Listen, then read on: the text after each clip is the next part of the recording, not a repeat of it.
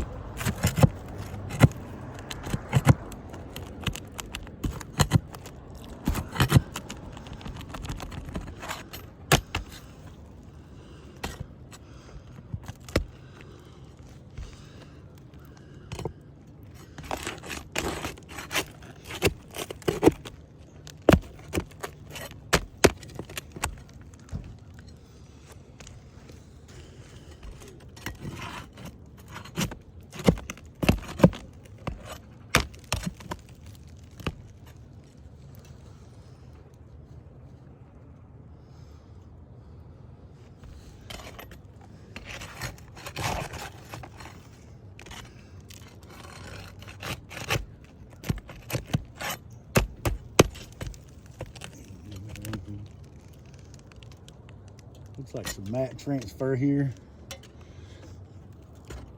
and here.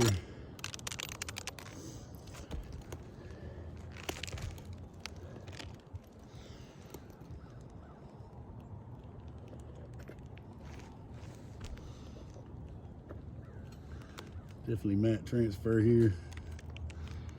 You can see.